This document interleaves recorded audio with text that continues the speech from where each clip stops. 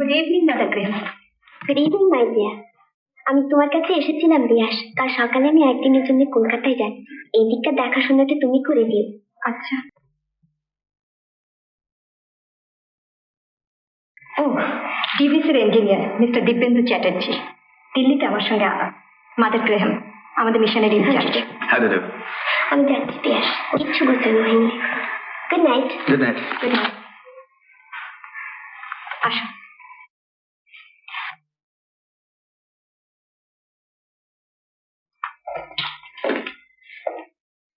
বসুন। আচ্ছা, পাঞ্চেতে আপনি কেন এসেছিলেন? ইন্সপেকশনে প্রায় আসতে হয়। আমার এখানে আসেন না তো? কি কারণে আসবে বলুন? আর আপনি তো আমাকে আসতে বলেননি। ঠিকই তো। আপনার মতো উচ্ছ্বাসটা একটু বেশি না? কেন বলুন তো? এলেন না তো এলেনই না, আবার যখন এলেন তখন ঢাক ঢোল পিটিয়ে গাড়ি করে আমাকে পৌঁছে দিতে। ওটা হচ্ছে আমার স্বভাব। এটাও আপনার স্বভাব? কেউ যদি একা থাকে তাকে দেখতে না আসা?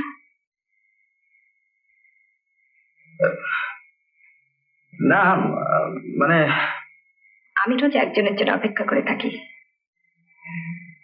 কখন সে আসবে।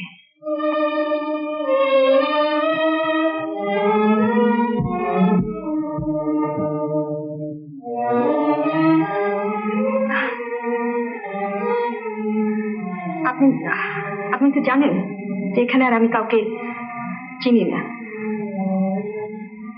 তাই বলছিলাম কেমন থাকি না থাকি এই কথাটা জানবার জন্য তো আসতে পারেন।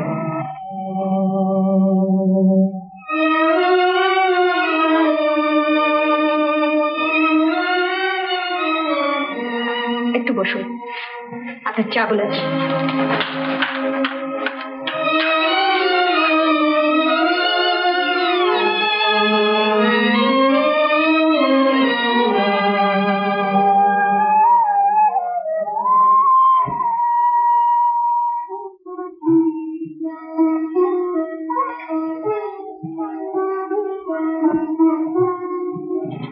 এর অর্থ কি? জীবনের আনন্দ বেঁচে থাকার মধ্যে আত্মার ধর্মী জীবন।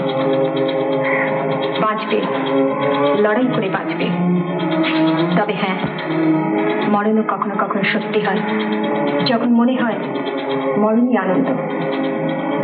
শোকে নয়, দুঃখে নয়, আনন্দে, ইজ্জত বাঁচানোর আনন্দে। এ পানিটি কার? সে এক মহামানবের, নাম হরদয়াল সিং। আমি ছাড়া তাকে আর এমন করে কেউ জানে না।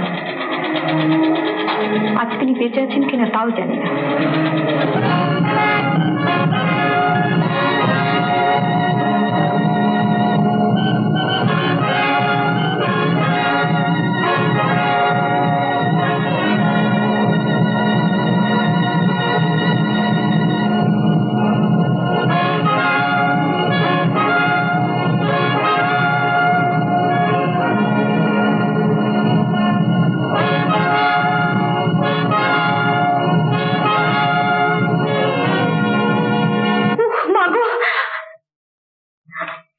কি হলো?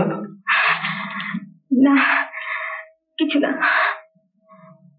হঠাৎ মাথাটা ঘুরে উঠেছিল। I am sorry, extremely sorry. কাঠিটা আমি না নিভিয়ে ফেলেছি। না না, আগুন দেখলে আমি যেন কেমন হয়ে যাই। আজ মনে পড়ে সেদিনের কথা, যেদিন শিয়ালকোটকে চিরদিনের মতো ছেড়ে চলে এলাম। আমার মার মৃত্যুর 1 বছর পর স্বাধীনতার আনন্দকে আঘাত করে যে ডাঙা এলো তাতে চড়ে উঠল সারা পাঞ্জাব। চারিদিকে আগুন আর আত্মঘাত, মানুষ উঠল জানোয়ার। প্রাণীর দায়ে বাবা আমার হাত ধরে একদিন রাতের অন্ধকারে একটি দলের সঙ্গে বেরিয়ে পড়লাম। উদ্দেশ্য হিন্দুস্তান।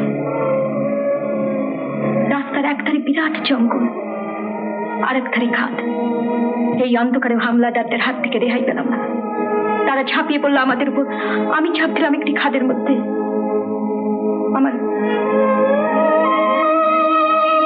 আমার বাবা পারেনি, তার আগেই বাবার বুকে গুলি লেগেছিল। যখন আমার জ্ঞান হলো তখন দেখলাম একজন বৃদ্ধ শিখ আমার মুখের উপর ঝুঁকে কি যেন জিজ্ঞাসা করছে। तुम कौन हो?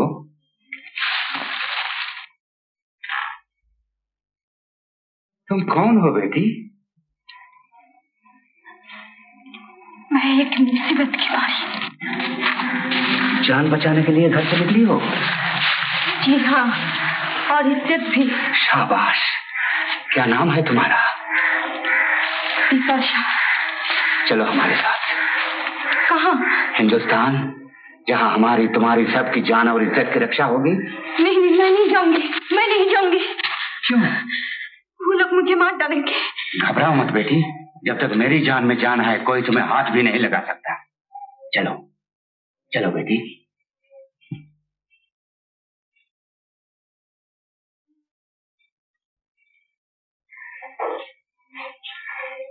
पिताजी,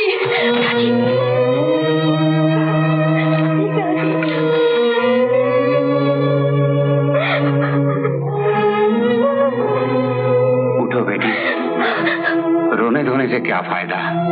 हिम्मत बांधो, दिल मजबूत करो, दुख के बादल छट जाएंगे, आत्मा में बल आएगा। उठो उठो बेटी, उठो।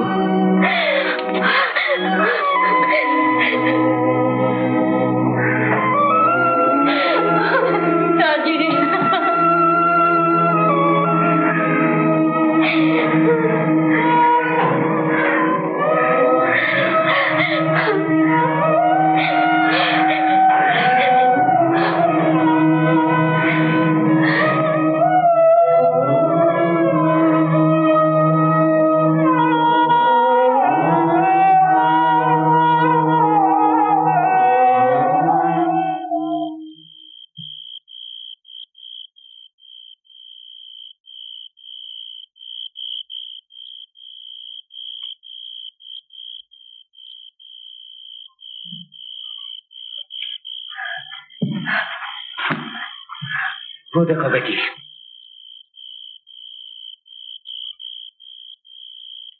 वो देखो, वो लोग भी हिंदुस्तान जा रहे हैं नई जिंदगी की खोज में। जल्दी जल्दी कदम बढ़ाओ बहन, हम लोग भी उनके साथ हिंदुस्तान पहुंच जाए।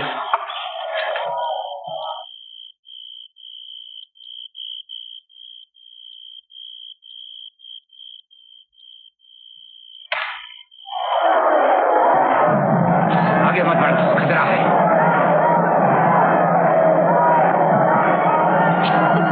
अब क्या होगा?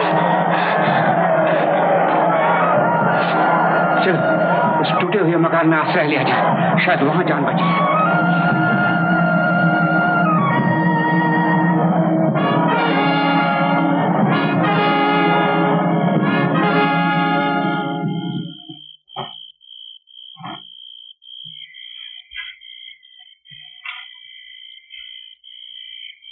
बेटा, इसे तो जोर का बुखार है।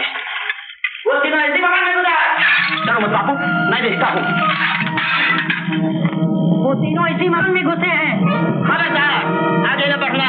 जिंदगी चाहते हो तो हमारे रास्ते से हट जाओ। हम तुम्हें कुछ नहीं कहेंगे, सिर्फ उस लड़की को ले जाएंगे। उस तक पहुँचने के लिए तुम्हें मेरी लाश पर से गुजरना होगा। उससे पहले तुम्हें धर्म भैया, भैया, भैया। हरला, बेटा।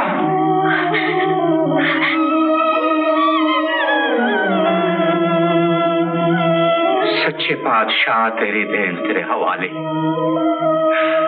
उठो बेटी, इससे पहले कि फिर कोई आफत आए हमें ऐसे निकल जाना चाहिए। लेकिन भैया, हमारा इसका यही तक का साथ था।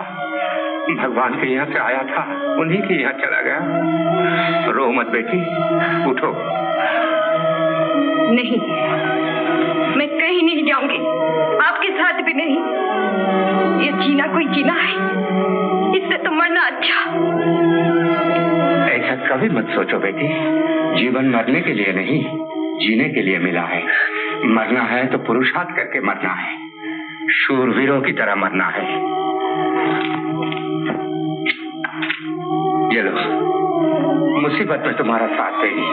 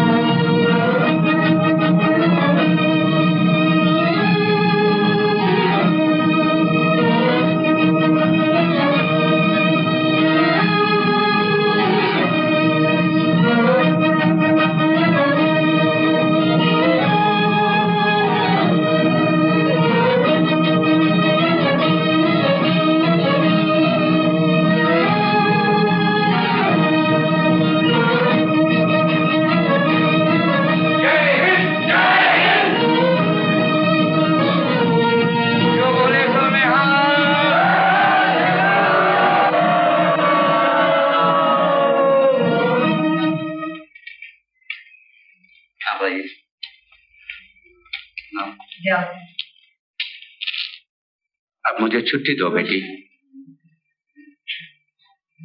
आप मुझे छोड़ कर चुके जा सकेंगे? मजबूर हूँ बेटी, इतनी बड़ी दुनिया में अब मेरा रह ही कौन गया है। बहू बेटी बेटे सब कत्ल कर दिए गए, मेरी तो दुनिया ही उजड़ गई। लेकिन मैं भी तो सब कुछ खो बैठी हूँ। अब आपके बगैर मेरा भी कोई नहीं है। तुम्हारे लिए तो पूरी जिंदगी बड़ी है, सारा हिंदुस्तान ही तो तुम्हारा अपना है। मैं अब जिंदगी के बाकी दिन दरबार साहब में गुजारूंगा, दुख भंजनी साहब में स्नान करूंगा, गुरु रामदास सरोवर में जीवन भर के पाप। मैं आपके पाँव पड़ती हूँ बापूजी, मुझे छोड़कर ना जाइए। अगर जाना ही था तो मौत के मुंह से क्यों बचाया आपने मुझे? आइंदा भी वही तुम्हारे अंग संग रहेगा। दुखी मत हो बेटी, आशीर्वाद लो मेरा, बढ़ो फूलो फलो, और इतना याद रखो कि जीवन का आनंद जिंदा रहने में है, मरने में नहीं। मरने में भी आनंद है, धर्म के लिए मरने में, इज्जत के लिए जान देने में। শেষ পর্যন্ত আশ্রয় পেলাম দিল্লিতে এক বাঙালি স্বামীজির কাছে। সেখানেই পড়াশোনা শিখলাম। হায়ার স্টাডিজের জন্য তিনি একদিন আমাকে মিশনে দিয়ে গেলেন। আজ আমি একা, পৃথিবীতে আমার আর আপনার বলতে কেউ নেই।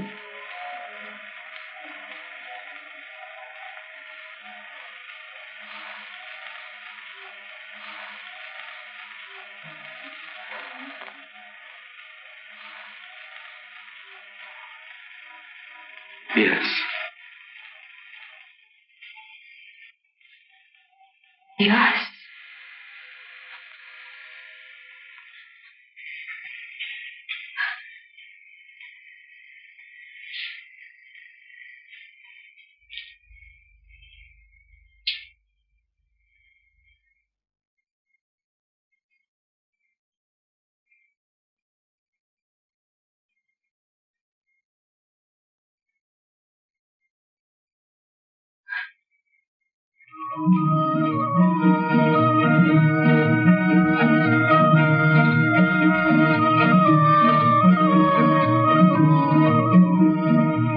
উগো, শুনছো গো? এই দেখো, এখানে একা একা বৈশা দেখো। ওই যে বাবু তো শীত বসে বসে শেষ একটা চিঠি লিখে রেখে গেছে, সেই টেবিলটার উপর রয়েছে।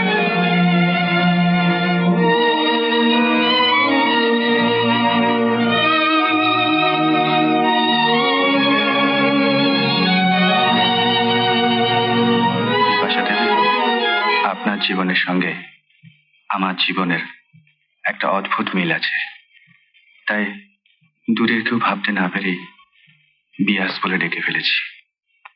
জানি না অন্যায় করলাম কিনা। দীপেন্দু।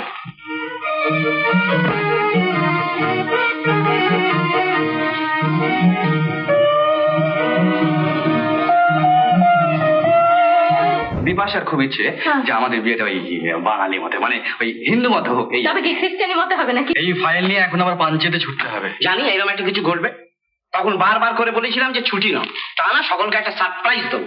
হঠাৎ ছোট মামা চিঠি দিল কেন? যাকে গাড়ি এসছে না তো, সে কি রে, ওদিকে যে লগন সাপ হয়ে যাচ্ছে। তুই যা একবার অফিস গ্যারেজে যা, নীলুকে বলা আছে আমার। আমি যাচ্ছি।